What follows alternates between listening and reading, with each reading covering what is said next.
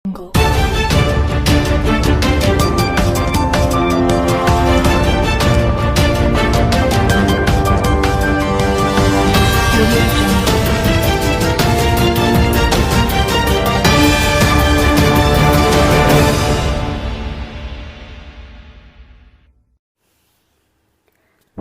News ಚಾನೆಲ್ಗೆ ಸ್ವಾಗತ.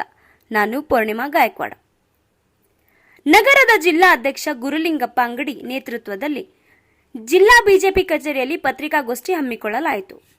ಬರುವ ಆಗಸ್ಟ್ 2ರಂದು ವಿಜಯಪುರ ನಗರದಲ್ಲಿ ಬಿಜೆಪಿ ರಾಜ್ಯಾಧ್ಯಕ್ಷ ಬಿವೈ ವಿಜಯೇಂದ್ರ ನೇತೃತ್ವದಲ್ಲಿ ಆಯೋಜಿಸಲಾಗಿದ್ದ ಕಾರ್ಯಕ್ರಮ ಮುಂದೂಡಲಾಗಿದೆ ಎಂದು ವಿಜಯಪುರ ಜಿಲ್ಲೆಯ ಬಿಜೆಪಿ ಜಿಲ್ಲಾಧ್ಯಕ್ಷ ಗುರುಲಿಂಗಪ್ಪ ಅಂಗಡಿ ತಿಳಿಸಿದರು.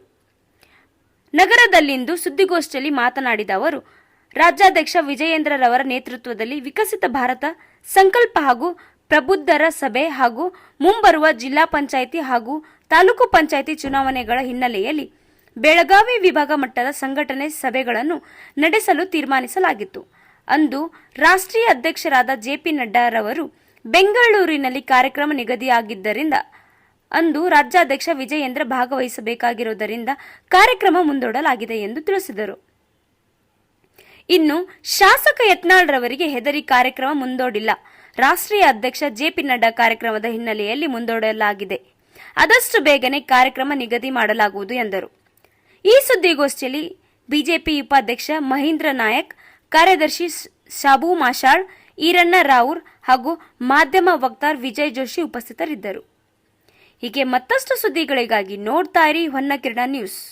ಲೈಕ್ ಮಾಡಿ, ಶೇರ್ ಮಾಡಿ, ಸಬ್ಸ್ಕ್ರೈಬ್ ಮಾಡೋದನ್ನ ಮರಿಬೇಡಿ. ಬಾಗಲಕೋಟೆ ವಿಜಯಪುರ ಜಿಲ್ಲೆಯ ಮಂಡಳ ಅಧ್ಯಕ್ಷರು, ಅದರ ಮೇಲ್ಪಟ್ಟಂತ ಪ್ರಧಾನ ಕಾರ್ಯದರ್ಶಿಗಳ ಮೇಲ್ಪಟ್ಟಂತ ಪದಾಧಿಕಾರಿಗಳಿಗೆ ಬರ್ತಕ್ಕಂಥ ಚುನಾವಣೆಯಲ್ಲಿ ಗೆಲ್ಲುವುದಕ್ಕೋಸ್ಕರ, ಕಾರ್ಯಕರ್ತರು ಗೆಲ್ಲುವುದಕ್ಕೋಸ್ಕರ ಒಂದು ಸಂಘಟನಾತ್ಮಕ ಸಭೆಗಳನ್ನು ಕೂಡ ಏರ್ಪಾಡು ಮಾಡಿಕೊಂಡಿದ್ರು. ಆದರೆ ಅನಿವಾರ್ಯವಾಗಿ ನಮ್ಮ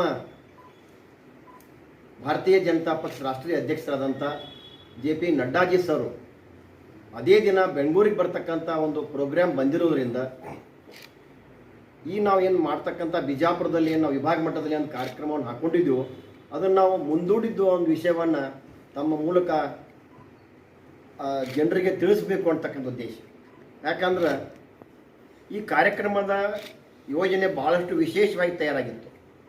ನಮ್ಮ ಭಾರತೀಯ ಜನತಾ ಪಕ್ಷ ಎಲ್ಲ ಜಿಲ್ಲಾ ನಾಯಕರು ಪ್ರತಿ ಮಂಡಲಗಳಿಗೆ ಹೋಗಿ 9 ಮಂಡಲಿಗೆ ಹೋಗಿ ಪೂರ್ವಭಾವಿ ಸಭೆಗಳು ಮಾಡಿದರು.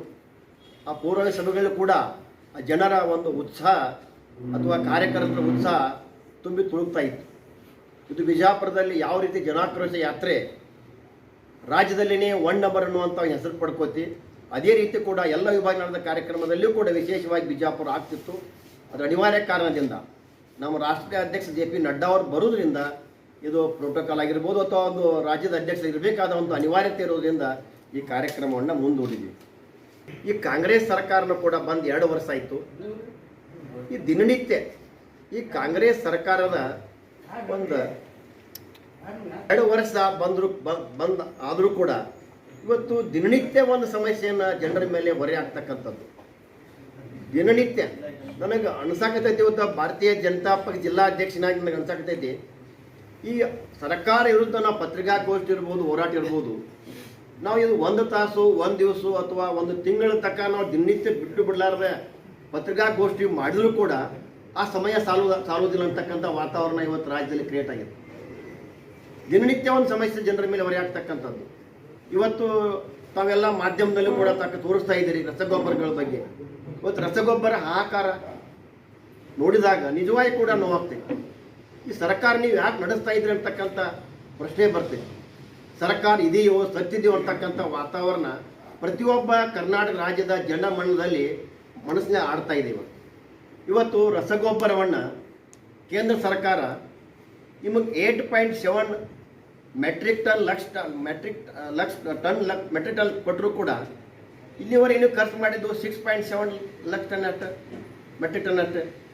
ಇನ್ನೂರದ 2 ಮೆಟ್ರಿಕ್ ಟನ್ ಗೊಬ್ಬರ ಎಲ್ಲಿ ಹೋಯ್ತು? ಇದು ಕಾಳಸಂತೆಯಲ್ಲಿ ಮಾರಿ ಇದು ಲಾಭಕ್ಕಾಗಿ ಸರ್ಕಾರ ವೈಯಕ್ತಿಕ ಸರ್ಕಾರದ ಲೂಟಿ ಮಾಡ್ತಕ್ಕಂಥ ಕೆಲಸ ನಡೆದಂತಕ್ಕಂಥ ಒಂದು ನೋಡು ಕೂಡ ಇವತ್ತು ಹೇಳಕ್ಕೆ ಇಚ್ಛೆ ಪಡ್ತೀನಿ. ಇವತ್ತು ಸಾಕಷ್ಟು ರೈತರಿಗಂತೂ ವಿರೋಧಿ ಸರ್ಕಾರ ಇದೆ. ಇವತ್ತು ಕೇಂದ್ರ ಸರ್ಕಾರ ಸಾಕಷ್ಟು ಯೋಜನೆಗಳು ಇವತ್ತು ರಾಜ್ಯಕ್ಕೆ ಬರ್ತಾ ಇದ್ದಾವೆ. ಆದರೆ ಕೇಂದ್ರ ಸರ್ಕಾರದ ಆಸೆ ಏನದ ಅಂದ್ರೆ ಇದು DBT ಮುಖಾಂತರ ಆಗಬೇಕು. ಮುಖ್ಯಮಂತ್ರಿ ಇಡೀ ರಾಜ್ಯದ ಎಲ್ಲ ಮಂತ್ರಿಮಂಡಲ ಕಣ್ಣು ಮುಚ್ಚಿ ಅದನ್ನು ಡೈರೆಕ್ಟ್ ರೈತರಿಗೆ ಟ್ರಾನ್ಸ್ಫರ್ ಮಾಡಲಾರ್ದನ್ನ ಅದು ಬೇರೆ ಬೇರೆ ಮಾರ್ಗಗಳನ್ನ ಹುಡುಕಿ ಇವತ್ತು ಕೃಷಿ ಇಲಾಖೆ ಅಂತಕ್ಕಂಥ ಹೆಸರು ಅನ್ನಕ್ಕೆ ನಾಚಿಕೆ ಬರತ್ತೆ ನಮಗೆ. ಅದು ಒಬ್ಬ ಕೃಷಿ ಮಂತ್ರಿ ಅಂಗಡಿ ಅನ್ನುವಂಥ ವಾತಾವರಣ ಕ್ರಿಯೇಟ್ ಆಗಿದೆ. ಒಂದು 10 ರೂಪಾಯಿ ರೈತರಿಗೆ ಬರಬೇಕಂದ್ರೂ ಕೂಡ ಅದು ಮಂತ್ರಿಯ ಮುಖಾಂತರ ಬರಬೇಕು ಅಂತಕ್ಕಂಥ ವಾತಾವರಣ ಕ್ರಿಯೇಟ್ ಮಾಡಿ ಆ DBT ಅಂತಕ್ಕಂಥ ವ್ಯವಸ್ಥೆಯನ್ನೇ ಕೇಂದ್ರ ಸರ್ಕಾರದ ಏನು ಆಶೆ ಅದ ಇಲ್ಲಿನೂ ಅವ್ಯವಹಾರ ಆಗಬಾರ್ದು ಅಂತಕ್ಕಂಥ ಆಸೆ ಇಟ್ಕೊಂಡು DBT ಮಾಡಿದ್ರೆ ಆ DBT ಕೂಡ ಇವತ್ತು ರಾಜ್ಯದಲ್ಲಿ ಇಂಪ್ಲಿಮೆಂಟ್ ಆಗ್ತಾ ಇಲ್ಲ. ಅದ್ರಾಗ ವಿಶೇಷವಾಗಿ ಕೃಷಿ ಮಂತ್ರಿಗೆ ತಮ್ಮ ಮೂಲಕನೇ ನಾವು ಏನು ಮಾಡ್ತೀನೋ ಅದು ಎಚ್ಚರಿಕೆಯನ್ನು ಕೊಡ್ತಾ ಇದ್ದೀವಿ. ಯಾಕಂದ್ರೆ ನಮ್ಮ ಬಿಜಾಪುರ ಜಿಲ್ಲೆ ಕೃಷಿ ಪ್ರಧಾನವಾದಂಥ ಜಿಲ್ಲೆ. ಇಲ್ಲಿ ಬಿಜಾಪುರ ಜಿಲ್ಲೆ ಇಡೀ ರಾಜ್ಯ ದೇಶ ಜಗತ್ತು ಕೂಡ ಇವತ್ತು ಕೃಷಿ ಉತ್ಪನ್ನ ಕೊಡ್ತಕ್ಕಂಥ ಜಿಲ್ಲೆ ಆಗಿರೋದ್ರಿಂದ ನಾವ್ರಿಗಿನ ಕೃಷಿ ಮಂತ್ರಿಗೆ ನಾನು ಹೇಳ್ತಾ ಇದ್ದೀನಿ, ನೀವು ಸ್ವಲ್ಪ ಬಿಜಾಪುರ ಕಡೆ ಬಂಡ್ರಿ. ನೀವು ನಿಮ್ಮ ಏರಿಯಾಕ್ಕೆ ಮಾತ್ರ ಸೀಮಿತ ಆಗಲಾರ್ದ ಈ ವಿಶೇಷವಾಗಿ ಬಿಜಾಪುರಕ್ಕೆ ಹೆಚ್ಚು ಕೃಷಿಗೆ ಮಹತ್ವ ಕೊಡ್ಬೇಕು. ನೀವು ಅಂದ್ರೆ ರಾಜ್ಯದ ಕೃಷಿ ಹೆಚ್ಚು ಉತ್ತೇಜನ ಆಗ್ತೈತೆ. ನೀವು ಬರೀ ನಿಮ್ಮ ಏರಿಯಾಕ್ಕೆ ಮಾತ್ರ ಸೀಮಿತ ಆಗಿ ನೀವು ಕೆಲಸ ಮಾಡೋದ್ರಿಂದ ನಿಮಗೂ ಕೂಡ ನಾನು ಮನವಿ ಮಾಡ್ತೀನಿ, ಬಂದು ಜನರ ಸಮಸ್ಯೆಯನ್ನು ಕೇಳಿರೋದು. ಈಗ ತುರ್ತು ನಡೆದಂಥ ಕೃಷಿ ರಸಗೊಬ್ಬರ ಇರ್ಬೋದು, ಇನ್ನೊಂಥವೆಲ್ಲ ಕೇಳಿದ್ರಿ ಮಾಧ್ಯಮ ಮೂಲಕ ನೋಡಿನಿ, ಕೆಲವೊಂದು ವಿಷಯಗಳನ್ನ ತಿಳ್ಕೊಂಡಿದ್ದೀನಿ. ನಿಡ್ಗೊಂಡು ಹೇಳ್ತೀರ ಬ್ಯಾಲ್ಯಾಳದಲ್ಲಿ ಇವತ್ತು ಮಾನ್ಯ ಮುಖ್ಯಮಂತ್ರಿ ಬಂದರು, ಹಿಂಡಿಗೆ ಬಂದರು, ಸಾವಿರ ಕೋಟಿ ಗಟ್ಟಲೆ ಅನುದಾನ ರಿಲೀಸ್ ಮಾಡ್ತಂತ ಹೇಳ್ತಾರೆ. ಆದರೆ ಇವತ್ತು ಬ್ಯಾಲ್ಯಾಳ ಗ್ರಾಮದಲ್ಲಿ ನೋಡಿದ್ರೆ ಆ ಕುಲುಷಿತ ನೀರು ಕುಡಿದು ಸುಮಾರು ಒಂದು 100-200 ಇವತ್ತು ಅಲ್ಲಿ ಆ ಊರಿನ ಜನ ಆಸ್ಪತ್ರೆಗೆ ಅಡ್ಮಿಟ್ ಆಗಿದ್ದಾರೆ. ನೀವೇನು ಮಾಡಾಕತ್ತೀರಿ? ನೀವು ಕುಡಿ ನೀರನ್ನು ಸರಿಯಾಗಿ ಶುದ್ಧ ಕೊಡಾಕತ್ತೀರಿ. ಏನು ಮಾಡ್ಬೇಕಂತ ನೀವು ವಿಚಾರದ ಎಲ್ಲದರಲ್ಲಿ ವಿಫಲ ಆಗಿರಿ. ಕಡೆ ಕುಡಿ ನೀರು ಅದು ಜೀವನಾಡಿ ಇರ್ಲಿಕ್ಕೆ ಬದುಕಾಗೋದಿಲ್ಲ. ಅಂಥ ಶುದ್ಧವಾದ ನೀರಾಗಿ ಕೊಡಕ್ಕೆ ಕೂಡ ನೀವು ವೈಫಲ್ಯರಾಗಿರಿ. ಉದಾಹರಣೆ ಏನಾಗಿದೆ ಅಂದ್ರೆ ಇವತ್ತು ಕುಡಿ ನೀರಿಗೆ ಇಲ್ಲಿ ನಮ್ಮ ಭಾರತೀಯ ಜನತಾ ಪಕ್ಷದ ಭಾಳಷ್ಟು ಒಳ್ಳೆಯ ಯೋಜನೆ, ಅದು ಮಲ್ಟಿವಿಲೇಜ್ ಸ್ಕೀಮ್. ರಾಜ್ಯದಲ್ಲಿ ಕೂಡ ಭಾಳ ವಿಶೇಷವಾಗಿ ಕಾರ್ಯ ಮಾಡಕೈತಾವೆ. ಬಿಜಾಪುರದ ಜಿಲ್ಲೆಯಲ್ಲಿ ಕೂಡ 40 ಮಲ್ಟಿವಿಲೇಜ್ ಸ್ಕೀಮ್ ಅದಾವೆ. ಆ multi village scheme O&M operation and maintenance ಮಾಡಲಿಕ್ಕೆ ಅದರ ಅಂತ ಗುತ್ತಿಗೆದಾರದಾರ 40 ಸ್ಕೀಮ್ಗಳಿಗೆ. ಇವತ್ತು 40 ಸ್ಕೀಮ್ಗಳ ಗುತ್ತಿಗೆದಾರರಿಗೆ ಕಳೆದ ಒಂದೂವರೆ ವರ್ಷದಿಂದ ಅವ್ರಿಗೆ ನೀವು ಬಿಲ್ ಕೊಡ್ತಾ ಇಲ್ಲ. ಆ ಸ್ಕೀಮ್ ನಡೆಸ್ಬೇಕಂದ್ರೆ, ಆಪರೇಷನ್ ಆ್ಯಂಡ್ ಮೇಂಟೆನೆನ್ಸ್ ಮಾಡಬೇಕಂದ್ರೆ, ಆ ಯೋಜನೆ ಶುದ್ಧ ನೀರು ರೈತರಿಗೆ ಶುದ್ಧ ನೀರು ಹಳ್ಳಿಗಳಿಗೆ ಹೋಗ್ಬೇಕಂದ್ರೆ ಅಲ್ಲಿ ಇರ್ತಕ್ಕಂಥ 20-30 ಕಾರ್ಮಿಕರಿಗೆ ಅವರು ಪಗಾರ ಕೊಡಬೇಕು, ಪೇಮೆಂಟ್ ಮಾಡಬೇಕು. ಅದು ನೀರು ಶುದ್ಧ ಆಗಬೇಕಂದ್ರೆ ಅದು ಬ್ಲೀಚಿಂಗ್ ಪೌಡರ್ ಬೇಕು, ಅಲಮ್ ಬೇಕು, ಕ್ಲೋರಿನ್ ಬೇಕು. ನೀವು ಒಂದೂವರೆ ವರ್ಷದಿಂದ ಅವ್ರಿಗೆ ನೀವು ಪೇಮೆಂಟ್ ಕೊಡ್ಲಿಕ್ಕಂದ್ರೆ ದುಡ್ಡು ಎಲ್ಲಿ ತರಬೇಕು ಅವರು? ಈ ಸಾಕಷ್ಟು ಬಡ್ಡಿ ಮೂಲಕ ತಂದು ಆ ಯೋಜನೆ ನಡೆಸ್ತಾ ಇದ್ದಾರೆ. ಅವರು ಕಳೆದ 8 ತಿಂಗಳಿಂದ ಅವರೆಲ್ಲರೂ ಬಂದು ಜಿಲ್ಲಾ ಪಂಚಾಯತಿಗೆ ಬಂದು ನಾವು ಯೋಜನೆಯನ್ನು ಬಂದ್ ಮಾಡ್ತೀವಿ ಬೈದ್ರು 40 ಯೋಜನೆಯ ಗುತ್ತಿಗೆದಾರರು. ಅವಾಗ ಅಧಿಕಾರಿಗಳ ಪಾಪ ಸರ್ಕಾರಕ್ಕೆ ಏನೂ ಇಲ್ಲ, ಸರ್ಕಾರಕ್ಕೆ ಏನೇನೂ ಇಲ್ಲ, ಕಿವಿ ಇಲ್ಲ, ಕಣ್ಣಿಲ್ಲ. ಆ ಪಾಪ ಅಧಿಕಾರಿಗಳು ಜನರಿಗೆ ತೊಂದರೆ ಆಗಬಾರ್ದು ದೇಶದಿಂದ ಮನವಿ ಮಾಡ್ಕೊಂಡು ಇಲ್ಲ ಏನರ ವ್ಯವಸ್ಥೆ ಮಾಡ್ತೀವಿ ನಾವು, ನೀವು ಚಲೋ ಮಾಡ್ತಿದ್ರು. ಇಲ್ಲಿವರೆಗೂ ಕೂಡ ಅವರ ಗುತ್ತಿಗೆದಾರ ಪರಿಸ್ಥಿತಿ ಇಲ್ಲ. ಇದೇ ರೀತಿ ಮುಂದುವರೆದ್ರೆ ನಾ ರಾಜ್ಯದ ಮಧ್ಯಕ್ಕೆ ಹೋಗೋದಿಲ್ಲ. ಬಿಜಾಪುರ ಜಿಲ್ಲೆಯಲ್ಲಿ ಯಾವ ರೀತಿ ಬ್ಯಾಲ್ಯಾಳದಲ್ಲಿ ಅಶುದ್ಧ ನೀರು ಹೋಯ್ತು, ಇಡೀ ಜಿಲ್ಲೆಯಲ್ಲಿ ಕೂಡ ಅಶುದ್ಧ ನೀರು ಹೋಗಿ ಇಡೀ ಹಳ್ಳಿಗಳಲ್ಲಿ ಆ ಕೆಟ್ಟ ವಾತಾವರಣ ಕ್ರಿಯೇಟ್ ಆಗ್ಬೋದು. ಅದಕ್ಕೆ ನಾನು ಜಿಲ್ಲಾ ಪಂಚಾಯತಿ CO ಇರ್ಬೋದು, DC ಅವ್ರಿಗೆ ಮನವಿ ಮಾಡ್ತೀನಿ, ಎಚ್ಚರಿಕೆಯನ್ನು ಕೊಡ್ತಾ ಇದ್ದೀನಿ ಅವರಿಗೆ. ನೀವು ಬೇಗನೆ ಅದಕ್ಕೆ ಕಾರ್ಯಗತರಾಗಿರಿ, ಖುದ್ದು ನೀರು ಕುಡಿತಕ್ಕಂಥ. ಯಾಕಂದ್ರೆ ಮಳೆಗಾಲ ಇರೋದ್ರಿಂದ ನೀರು ಕಲಿಸಿದಾಗ್ತಿರ್ತದೆ. ಇದಕ್ಕೆ ಹೆಚ್ಚು ನೀವು ಮಹತ್ವ ಕೊಡಬೇಕಂತಕ್ಕಂಥ ಒಂದು ಎಚ್ಚರಿಕೆಯನ್ನು ಕೊಟ್ಟು, ವಿಶೇಷವಾಗಿ ಈ 2 ವರ್ಷದಿಂದ ಈ ಸರ್ಕಾರ ಬಂದು ರೈತರಿಗೆ ಒಟ್ಟು ಅನ್ಯಾಯ ಮಾಡಕತ್ತೆ. ಬಂದ ತಕ್ಷಣ ಕೃಷಿ ಸನ್ಮಾನ ಯೋಜನೆ ಬಂದ್ ಮಾಡಿದಿರ್ಬೋದು, ರೈತರ ಮಕ್ಕಳ ವಿದ್ಯಾನಿಧಿ ಬಂದ್ ಮಾಡಿದರು. ಈ ಕೃಷಿ ಪಂಪ್ ಸೆಟ್ಗಳಿಗೆ ಒಂದು ಯಾವೊಬ್ಬ ರೈತ ಬೋರ್ವೆಲ್ ಹಾಕ್ಕೊಂಡ ಅಥವಾ ಒಂದು ಬಾವಿ ಹೊಡ್ಕೊಂಡ ಅಥವಾ ಹೊಳೆಯಿಂದ ಪೈಪ್ಲೈನ್ ಮಾಡಿದ್ರಂದ್ರೆ ಅದಕ್ಕೆ ವಿದ್ಯುತ್ ಸಂಪರ್ಕ ಸರ್ಕಾರ ಬರೀ 25,000 ಕೊಡ್ತಕ್ಕಂಥದ್ದು ಭಾಳ ವರ್ಷಗಳಿಂದ ಇತ್ತು. ಅದಕ್ಕೆ ನೀವು 3 ಲಕ್ಷದವರೆಗೆ ಮಾಡಿದಿರಿ. ರೈತ ಏನು ಮಾಡಬೇಕು? ಸಾಲ ಮಾಡಬೇಕು. ಸಾಲ ಮಾಡಿ ಅದು ತೀರಿಸಲಾಗದೆ ಇವತ್ತು ಸಾಲಗಾರನಾಗಿ ಆತ್ಮಹತ್ಯೆ ಹಿಡಿತಾನೆ. ಈ ಪರಿಜ್ಞಾನ ಸಂಖ್ಯೆ ಸರ್ಕಾರಕ್ಕಿಲ್ಲೇನು ಅಂತಕ್ಕಂಥದ್ದು. ರಾಜ್ಯದಲ್ಲಿ ಬಿತ್ತನೆ ಬೀಜ 20% ಬೆಲೆ ಏರಿಸಿದಿರಿ. ಬರ ಪರಿಹಾರಕ್ಕೆ ಕೇಂದ್ರದಿಂದ ಸುಮಾರು 3,454 ಕೋಟಿ ರೂಪಾಯಿ ಬಂದೈತೆ ರಾಜ್ಯಕ್ಕೆ. ಒಬ್ಬ ರೈತನಿಗೆ ಒಂದು ನಯಾ ಪೈಸೆ ಮುಟ್ಟಿಲ್ಲ. ಆ ದುಡ್ಡು ಎಲ್ಲಿ ಹೋಯ್ತು? ಲೂಟಿಯಾಗಿದೆ ಅಂತಕ್ಕಂಥ ಆರೋಪವನ್ನು ಕೂಡ ಸರ್ಕಾರಕ್ಕೆ ನಾವು ಮಾಡ್ತಾ ಇದ್ದೀವಿ. ಸಾಕಷ್ಟು ಕಾಂಗ್ರೆಸ್ ಶಾಸಕರು ಇವತ್ತು ಚೀಮಾರಕ್ಕಾಯ್ತಾರ. ಒಟ್ಟು ಈ ಸರ್ಕಾರ ನೀವು ನಡ್ಸಕ್ಕೆ ಹೋಗ್ಬಾರ್ದು. ಬಸವನಗೌಡರಿಗೆ ಮಾತಾಡಿದ್ರಿಂದ ಬಂದಿಲ್ಲ ಅಂತಕ್ಕಂಥ ವಾತಾವರಣ ಹೋಗ್ಬರ್ತ ಮೂಲಕ ತಿಳಿಸಿಂದ ಇದು ಕಾರ್ಯಕ್ರಮ ಮುಂದೂಡಿದೆ ಹೊರತು ಇದು ಕಾರ್ಯಕ್ರಮ ಇದು ಬಂದ್ ಆಗೋದಿಲ್ಲ ಅಂತಕ್ಕಂಥ ಒಂದು ವಿಚಾರವನ್ನು ಕೂಡ ಹೇಳಕ್ಕೆ ಇಷ್ಟಪಡ್ತೀನಿ. ಎಲ್ಲ ವ್ಯವಸ್ಥೆ ಮಾಡಿಕೊಂಡು ತಮ್ಮ ಮೂಲಕ ಪತ್ರಿಕಾಗೋಷ್ಠಿ ಕರಿಬೇಕಂತ ತಯಾರಿಯೊಳಗಿದ್ದ ಸಂದರ್ಭದಲ್ಲಿನ ಆ ಕಾರ್ಯಕ್ರಮ ಮುಂದೂಡಿತು. ಆ್ಯಕ್ಚುಲಿ ಪತ್ರಿಕಾಗೋಷ್ಠಿ ನಾವು ಇವತ್ತು ಕರಿಬೇಕಂತಕ್ಕಂಥ ಉದ್ದೇಶ ಅದನ್ನು ನಾವು ಬರ್ತಾರೆ ಅನ್ನೋದು ಹೇಳಬೇಕಾಗಿತ್ತು. ನಮಗೂ ನೋವು ಅದು ಇವತ್ತು ಅದು ಮುಂದೂಡಿದೆ ಅಷ್ಟೇ.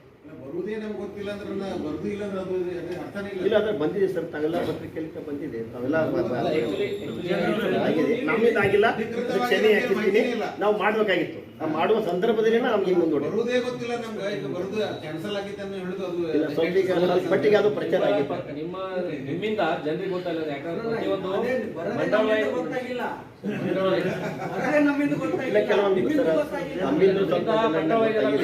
ನಾನು ಕೂಡ ಪ್ರಚಾರವನ್ನು ಮಾಡಿದ್ದೇನೆ. ಪೂರ್ವ ಸಭೆ 9 ಮಂಡಲದಾಗ ನಮ್ಮ ಕಾರ್ಯಕರ್ತರು ಮಾಡಿದಾರ.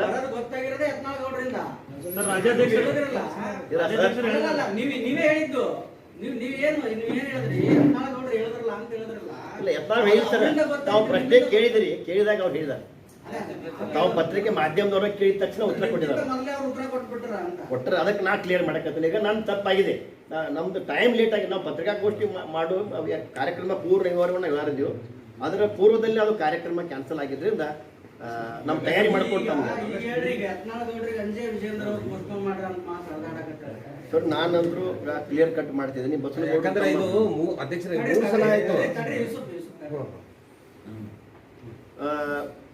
ಬಸವನಗೌಡರು ಅಂಜುವಂಥ ಪ್ರಶ್ನೆ ಇಲ್ಲ. ಯಾಕಂದ್ರೆ ಬಸವನಗೌಡರು ಇದು ರಾಜಕಾರಣ ಅನ್ನೋದು ಇದು ವೈರತ್ವ ಅಲ್ಲ. ಬಸವನಗೌಡರು ಮೊದಲು ಭಾರತೀಯ ಜನತಾ ಪಕ್ಷದವ್ರಿಗಿಲ್ಲ. ಈಗ ಅವ್ರ ಬಗ್ಗೆ ನಾವು ವಿಚಾರ ಮಾಡಿ ಬರಬೇಕು ಬರಬಾರ್ದು ನಿರ್ಣಯ ತಗೊಳ್ಕೊಂತಕ್ಕಂಥ ಏನು ಅವಶ್ಯಕತೆ ಇಲ್ಲ.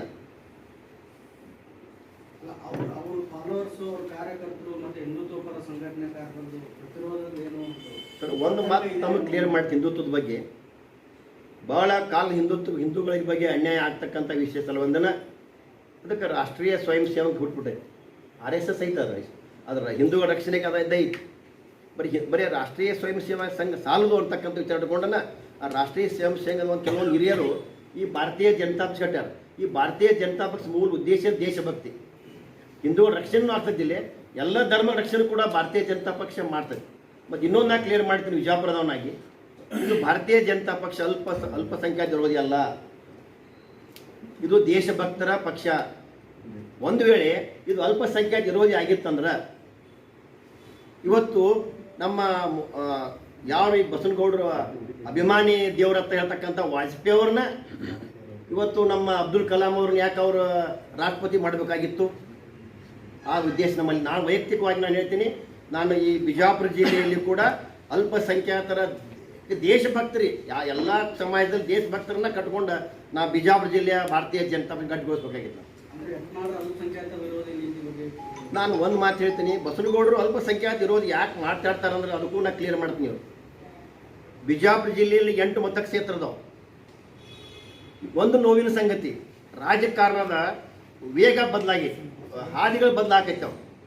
ಯಾವ ರಾಜಕೀಯ ವ್ಯವಸ್ಥೆ ಡೆವಲಪ್ಮೆಂಟ್ ಓರಿಯೆಂಟೆಡ್ ಆಗಿ ಬೆಳಿಬೇಕಾದಂಥ ವ್ಯವಸ್ಥೆ ಇವತ್ತು ಜನಸಾಮಾನ್ಯರಿರ್ಬೋದು, ರಾಜಕೀಯ ನಾಯಕರಿರ್ಬೋದು, ಅದನ್ನು ದಿಕ್ಕು ತಪ್ಪಿಸ್ತಕ್ಕಂಥ ವ್ಯವಸ್ಥೆ ನಡೆದು ಅದು ಒಪ್ಕೋತೀನಿ ನಾನು. ಯಾಕಂದ್ರೆ ಜಾತಿ ಆಧಾರದ ಮೇಲೆ ಹೂಡಿಕೆರ್ತಕ್ಕಂಥದ್ದು ಇವೆಲ್ಲ ಅದಾವಿ. ಆದ್ರೆ ನಾನು ಕ್ಲಿಯರ್ ಮಾಡ್ತೀನಿ, ಇದು ಬಿಜಾಪುರ ಮತಕ್ಷೇತ್ರ ಒಂದು ಏನದ ಅಂದ್ರೆ ಅಭ್ಯರ್ಥಿ ಇಲ್ಲಿ ಮುಸ್ಲಿಂ ಆಗಿರೋದ್ರಿಂದ ಹೆಚ್ಚಾಗಿ ಆಗ್ತಾ ಇರೋದ್ರಿಂದ ಇಲ್ಲಿ ಮುಸ್ಲಿಂ ಹಿಂದೂ ಅಂತಕ್ಕಂಥ ವಾತಾವರಣ ಕ್ರಿಯೇಟ್ ಆಕೈತೆ ಹೊರತು ಇದು ಉಳಿದ 7 ಮತಕ್ಷೇತ್ರದಲ್ಲಿ ಇಲ್ಲ. ನಾವು ಜಿಲ್ಲಾ ಪಂಚಾಯತ್ ಸದಸ್ಯನಾಗಿದ್ದೀವಿ. ಉದಾಹರಣೆ ಭಾಳ ಊರುಗಳ ಬಗ್ಗೆ ಹೇಳ್ಕೊತಾರೆ, ಭಾಳ ಟೈಮ್ ಸಿಗ್ತೈತಿ. ನಾವು ಒಂದು 2 ಎಕ್ಸಾಂಪಲ್ ತೊಗೋತೀವಿ. ನಮ್ಮದು ಬೋರ್ಡ್ ಸಿಕ್ಕಲಿಕ್ಕೆ ನಮ್ಮಲ್ಲಿ ನಿಯರ್ಲಿ 50 to 60% ಹಿಂದೂಗಳಿದ್ರೆ 40-45-50% ಮುಸ್ಲಿಮಾನ್ ಅದಾರ ನಮ್ಮಲ್ಲಿ.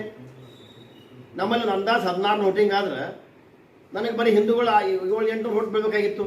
ನನಗೆ 15 ವೋಟಿಂಗ್ ಬಿದ್ದು ಅಲ್ಪಸಂಖ್ಯಾತ ವೋಟಿಗೆ ನಾನು ಜಡ್ಪಿ ಬರಬೇಕಾದ್ರೆ. ಇದು ಏನಾಗೈತೆ ಅಂದ್ರೆ ಬಿಜಾಪುರದಲ್ಲಿ ಬಸವನಗೌಡರು ಯಾಕೆ ಈ ರೀತಿ ಅವರು ಅಲ್ಪಸಂಖ್ಯಾತರದ ಮಾತಾಡ್ತಾರೆ ಅಂದ್ರೆ ಹಿಂದೂಗಳು ಒಂದು ಗೂಡಿಸ್ಬೇಕು ಅಂತ ಮಾತಾಡ್ತಾರೆ.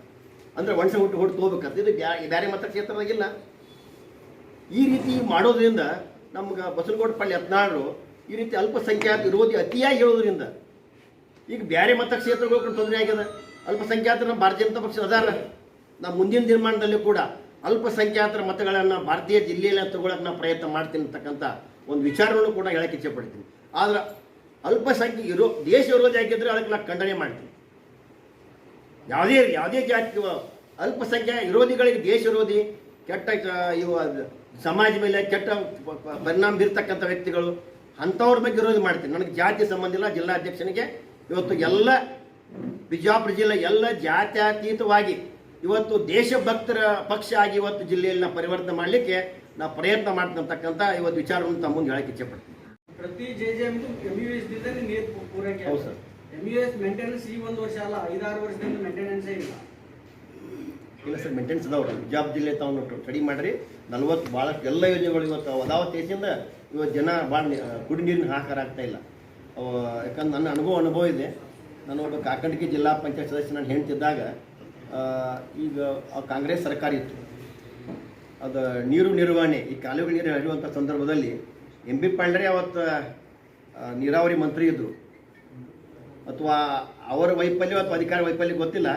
ಅವತ್ತು ಡೆಡ್ ಸ್ಟೋರೇಜ್ ಖಾಲಿ ಆಗಿಬಿಡ್ತದೆ. JP ಮೆಂಬರ್ ನಿಂತಿದ್ಲು ಅವಾಗ ಇಡೀ ನನ್ನ ಮತಕ್ಷೇತ್ರದ ಅದರ ಕಾಕಂಡಗಿ ಜಿಲ್ಲಾ ಪಂಚಾಯತ್ ಪೂರ್ಣ ಮಮದಾಪುರ ಜಿಲ್ಲಾ ಪಂಚಾಯತ್ ಇರ್ಬೋದು, ಕಾಕಂಡ ಜಿಲ್ಲಾ ಪಂಚಾಯತ್ ಎಲ್ಲ ಹಳ್ಳಿಗಳು ಮಲ್ಟಿವೇಸ್ ಮೇಲೆ ಡಿಪೆಂಡ್ ಇರೋದ್ರಿಂದ ಡೆಡ್ ಸ್ಟೋರೇಜ್ ಖಾಲಿ ಆದ ತಕ್ಷಣ ನೀರಿನ ಆಕಾರ ಆಯಿತು. ನಾವು ಅವತ್ತು ನಮ್ಮ ಮನೆ ಮುಂದೆ ನನ್ನ ಜಿಲ್ಲಾ ಪಂಚಾಯತ್ ಸದಸ್ಯ ನಾನು ನಿಂತಿರೋದ್ರಿಂದ ಸಾಕಷ್ಟು ಹಳ್ಳಿ ಜನ ಬಂದು ಆ ಸಮಸ್ಯೆಯನ್ನು ವ್ಯಕ್ತಪಡಿಸಿದ್ರು. ಎಲ್ಲ ಹೊಳಿನ ಖಾಲಿ ಆಗೈತೆ, ನೀರು ಬರ್ತಾ ಇಲ್ಲ. ಫುಲ್ ಕಂಪ್ಲೀಟ್ ಬಿಜಾಪುರ ಜಿಲ್ಲೆ ಮಲ್ಟಿವೇಸ್ ಮೇಲೆ ಡಿಪೆಂಡ್ ಅದ ಸರ್.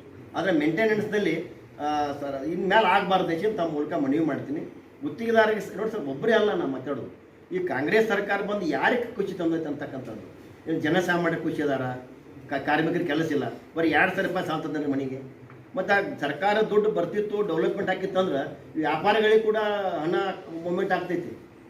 ಇದಾದ ಎಲ್ಲ ವ್ಯಾಪಾರ ನಿಂತ ಇವತ್ತು ವ್ಯಾಪಾರಿಗಳು ಕೂಡ ಇವತ್ತು ಭಾಳಷ್ಟು ಕಠಿಣ ಪರಿಸ್ಥಿತಿ ಅದಾವ. ಮತ್ತು ಈಗ GST ಬಗ್ಗೆ ಚರ್ಚೆ ಆಗ್ತು. ಸಣ್ಣ ವ್ಯಾಪಾರಸ್ಥರು ನೋಟಿಸ್ ಬರ್ತಾವ ಅಧ್ಯಕ್ಷ. ಬರೀ ಸಣ್ಣ ವ್ಯಾಪಾರಸ್ಥರಿಗೆಲ್ಲ ಇಡೀ ರಾಜ್ಯದಲ್ಲಿ ಪ್ರತಿಯೊಬ್ಬ ಎಲ್ಲ ವ್ಯಾಪಾರಿ ಕೂಡ ನೋಟಿಸ್ಗಳು ಕೌಂಟ್ ಮಾಡೋಕ್ಕಾಗಲ್ಲ. ಇನ್ಫಿನಿಟಿ ನಂಬರ್ ಆಫ್ ಇವತ್ತು ನೋಟಿಸ್ ಕಳ್ಸಕೈತಾರ ಅವ್ರು. ಯಾಕಂದ್ರೆ ಒಟ್ಟು ದುಡ್ಡು ಕಲೆಕ್ಟ್ ಮಾಡಲೇಬೇಕಂತ ಹೊರೆಯನ್ನು ಪ್ರತಿ ಇಲಾಖೆಯ ಆಫೀಸರ್ ಮೇಲೆ GST ಆಫೀಸರ್ ಮೇಲೆ ಹೊರೆ ಹಾಕಾಕೈತಾರೆ. ಡೈರೆಕ್ಟ್ ಕೊಡ್ತಾ ಇದ್ದಾರೆ. ಅವರು ಒದ್ದಾಡ್ತಾ ಇದ್ದಾರೆ. ಅವು ಹೆಂಗದ ಅಂದ್ರೆ 2-3 ವರ್ಷ 4 ವರ್ಷ ಹಿಂದಿನ ಅಕೌಂಟ್ ಸುಮ್ಮನೆ ತೆಗೆದವನು ಹುಡುಕಾಡೋದು, ತಪ್ಪು ಹುಡುಕಾಡಕ್ಕೆ ಪ್ರಯತ್ನ ಮಾಡೋದು. ಏನೇ ಮಾಡಿ ತೆಗಿತಾರೆ, ತಪ್ಪು ತೆಗಿತಾರೆ, ನೋಟಿಸ್ ಕೊಡ್ತಾರೆ. ಒಂದು 3 ಲಕ್ಷ 4 ಲಕ್ಷ ಅದು ಅವ್ರಿಗೆ ತುಂಬಬೇಕಾದಂಥ ಏನು ಹುಡುಕಾಡಿ ತಪ್ಪು ತೆಗಿತಾರೆ. ಅದಕ್ಕೇನು ಮಾಡ್ತಾರೆ, ಏನು 4 ವರ್ಷದಿಂದ ಆಗಿದ್ದಂತ ಅದಕ್ಕೊಂದು 2 ಲಕ್ಷ 3 ದಂಡ ಹಾಕಿ 8 ಲಕ್ಷ 10 ಲಕ್ಷ ಮಾಡಿ ಇವತ್ತು ವ್ಯಾಪಾರಸ್ಥರಿಗೆ ವ್ಯಾಪಾರ ಇಲ್ಲ. ಯಾಕಂದ್ರೆ ಡೆವಲಪ್ಮೆಂಟ್ನಲ್ಲಿ ವ್ಯಾಪಾರ ಇರಂಗಿಲ್ಲ. ರಾಜ್ಯ ಸರ್ಕಾರದ ವೈಫಲ್ಯ ಅಂದ್ರೆ ಈ ಗ್ಯಾರಂಟಿ ಯೋಜನೆ ಕೊಡ್ರಿ ಬ್ಯಾಂಡ್ ಹಂಗಿಲ್ಲ, ಡೆವಲಪ್ಮೆಂಟ್ ಬೇಕು. ಅದ್ರ ಜೊತೆಗೆ ಡೆವಲಪ್ಮೆಂಟ್ ಆಗದೆ ಹೋಗೋದ್ರಿಂದ ಹಣ ಮಾರ್ಕೆಟಲ್ಲಿ ಮೂವ್ಮೆಂಟ್ ಆಗ್ತಾ ಇಲ್ಲ. ಈ ಡೆವಲಪ್ಮೆಂಟ್ ಇಲ್ಲ. ಡೆವಲಪ್ಮೆಂಟ್ಲಿಕ್ಕಾಗಿ ಇವತ್ತು ವ್ಯಾಪಾರಸ್ಥರು ಕೂಡ ರೋಡಿಗೆ ಬರ್ತಕ್ಕಂಥ ವಾತಾವರಣ ಬಾಳಿಸಿಲ್ಲ. ಅವ್ರು ಬಾಡಿಗೆ ಹೊಂಡವಲ್ಲಿಗೆ ಟೋಟ್ಲಿ ಅವ್ರು ವ್ಯಾಪಾರಸ್ಥರು ಖುಷಿ ಇಲ್ಲ. ಇವತ್ತು ರೈತರಿಗಂತೂ ಎಲ್ಲ ಯೋಜನೆ ಬಂದ್ ಮಾಡಿ ರೈತರನ್ನು ಕೂಡ ರೋಡಿಗೆ ತರ್ತಾ ಇದ್ದಾರೆ. ಎಲ್ಲರೂ ಇವತ್ತು ಯಾರೂ ಖುಷಿ ಇಲ್ಲ. ನನ್ನ ಆಸೆ ಅದ ಸರ್, ಅಂಥವ್ರೊಬ್ರು ಯಾರು ಅಲ್ಲಿ ಗೆಲ್ತಕ್ಕಂಥ ವಾತಾವರಣ ಕ್ರಿಯೇಟ್ ಮಾಡಿ, ಪಕ್ಷಕ್ಕೆ ಬಂದು ನಾನು ಅಲ್ಲಿ ವಾತಾವರಣ ಕ್ರಿಯೇಟ್ ಮಾಡಿ ನಾನು ಗೆಲ್ತಕ್ಕಂಥ ವಾತಾವರಣ ಅವ್ರು ಕ್ರಿಯೇಟ್ ಮಾಡಿ ಯಾರೇ ಅಲ್ಪಸಂಖ್ಯಾತ ಕೊಟ್ಟರು ಅಲ್ಪಸಂಖ್ಯಾತರಲ್ಲಿ ನಾನು ಟಿಕೆಟ್ ಕೊಡ್ತಕ್ಕಂಥ ವಿಚಾರವನ್ನು ಮಾಡಿದ್ದೀನಿ. ಗೆಲ್ತಕ್ಕಂಥ ದೊಡ್ಡ ಕಡೆ ಪ್ರಯತ್ನ ಮಾಡ್ತೀನಿ ಸರ್. ಇಲ್ಲಿವರೆಗೆ ಬಿಜೆಪಿ ಅಲ್ಪಸಂಖ್ಯಾತರನ್ನ ದೂರ ಇಟ್ಕೊಂಡು ಬಂದಿತ್ತು. ಈಗ ತಾವು ಯಾಕೆ ಸರ್, ಅದು ಒಬ್ಬೊಬ್ಬರು ಪಾರ್ಟಿ ಯಾವಾಗಲೂ ಅಲ್ಪಸಂಖ್ಯಾತರಿಗೆ ದೂರ ಇಟ್ಟಿಲ್ಲ. ಇಲ್ಲಿ ಬಿಜಾಪುರ ನಗರದಲ್ಲಿ ನಿಮಗೆ ಮಹಾನಗರ ಪಾಲಿಕೆ ಸದಸ್ಯರು 2 ಜನ ಆಗಿದ್ರು, ತಾಲೂಕ್ ಪಂಚಾಯತಿ ಮೆಂಬರ್ಗಳಾಗಿದ್ದಾರೆ, ZP ಆಗಿಲ್ಲ. ಯಾಕಂದ್ರೆ ಏನಾಗ್ತದೆ, ಹಳ್ಳಿಗಳಲ್ಲಿ ಜನಸಂಖ್ಯೆ ಆಧಾರದ ಮೇಲೆ ಮತ್ತೆ ಅಲ್ಲಿ ಯಾರು ಸಂಘಟನೆಯಲ್ಲಿ ಗುರ್ಸ್ಕೊಂಡಿರ್ತಾರೆ ಅಂಥವ್ರಿಗೆ TP ZP ಇಲೆಕ್ಷನ್ ಕೊಡ್ತಾರೆ. ಇಲ್ಲಿವರೆಗೆ ನಮ್ಮಲ್ಲಿ ಸಾಕಷ್ಟು ಜನ ಜಿಲ್ಲಾಧ್ಯಕ್ಷರು ಸಹ, ಜಿಲ್ಲಾ ಅಲ್ಪಸಂಖ್ಯಾತ ಅಧ್ಯಕ್ಷರು ಸಹಜಾನ್ ಮುಲ್ಲಾ ಅಂತೇಳಿ ನಮ್ಮ ಸ್ನೇಹಿತರೇ ಇದ್ರು. ದೂರ ಯಾವತ್ತೂ ಪಾರ್ಟಿ ದೂರ ಇಟ್ಟಿಲ್ಲ. ನಿಮಗೆ ಏನಾಗಿದೆ ಅಲ್ಪಸಂಖ್ಯಾತರಿಗೆ ಅಂದ್ರೆ ಮಿಸ್ಗೈಡ್. ಕಾಂಗ್ರೆಸ್ ನಮಗೆಲ್ಲ ಹೊತ್ಕೊಂಡು ಮ್ಯಾಲ ಹೊಡೆದಾಡ್ತಾ ಅನ್ನೋದು ನೀವು ಮಿಸ್ಗೈಡ್ ನೀವು ಹೊಂಟ್ರಿ. ಅಂದ್ರೆ ಆ ಸಮುದಾಯಗಳು ಅಲ್ಲ, ಅದಕ್ಕೆ ನಮ್ಮ ಜಿಲ್ಲಾಧ್ಯಕ್ಷರು ಹೇಳಿದಾರೆ ಅದಕ್ಕೆ ಸಂಬಂಧಪಟ್ಟಂತೆ ಆ ಒಂದು ಕ್ಷೇತ್ರದಲ್ಲಿ ಈಗ ವೈಯಕ್ತಿಕವಾಗಿ ಅವ್ರವ್ರ ಗೆಲ್ಲಕ್ಕೆ ಏನೇನೋ ರೂಪರೇಷೆಗಳನ್ನ ಅವ್ರು ಮಾಡ್ಕೊಂಡಿರ್ತಾರೆ. ಒಂದ್ ಕಡೆ ಅದ್ರಿ ಯಾವಾಗ್ರಿ ಒಂದು ಪ್ರೆಸ್ ಮೀಟ್ ಬರಂಗಿಲ್ಲ. ಅದು ಒಂದು ಸಮಾವೇಶ ಮಾಡ್ತಾರೆ ಅದ್ರ ಬಗ್ಗೆ. ನಮ್ಮ ಮಾರ್ಗದರ್ಶನ ನಾನು ಎಷ್ಟು ವಿಶೇಷವಾಗಿ ಇವತ್ತು ಈಗ ಜಯಂತ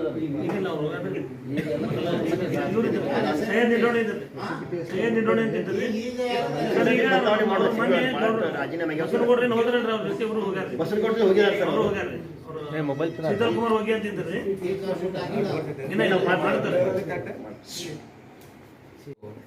ಇಲ್ಲ ಅದು 3ನೇ ಸಲ ಅಂತಿಲ್ಲ ಸರ. ಮೊದಲ ಇಲ್ಲಿ ಗುಲ್ಬರ್ಗಕ್ಕೆ ಬಂದಿದ್ರು ಅವರು. ಅದು ಗುಲ್ಬರ್ಗ ಬಂದು ನನಗೆ ಕೇಳಿದ್ರು ಅವರು, ಇಲ್ಲ ನಾ ಬಿಜಾಪುರ ಬರ್ತಾ ಇದ್ದೀನಿ, ಕಿವಿ ಕೊಡ್ತಾ ಇದ್ದೀನಿ, 3-4 ದಿವಸ ಟೈಮ್ ಇತ್ತು, ನಾನೇ ಕ್ಯಾನ್ಸಲ್ ಮಾಡಿ ಬೇಡ ಅಂತ ಹೇಳಿದ್ದೀನಿ.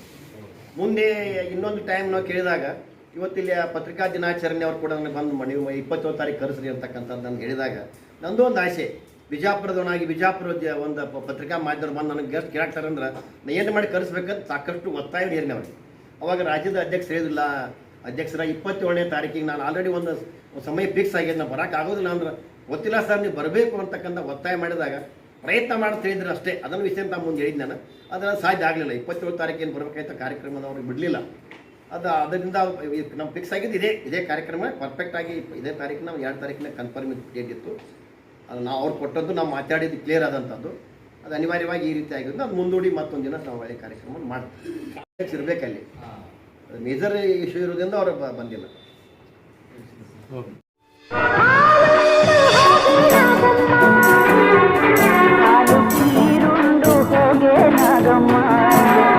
ಬಣ್ಣಕಿರಣ ನ್ಯೂಸ್ ಚಾನೆಲ್ಗೆ ಸ್ವಾಗತ. ನಾನು ಪೂರ್ಣಿಮಾ ಗಾಯಕ್ವಾಡ್. ಇಂದು ವಿಜಯಪುರ ನಗರದ ಶಾಪೇಟೆ ರಸ್ತೆ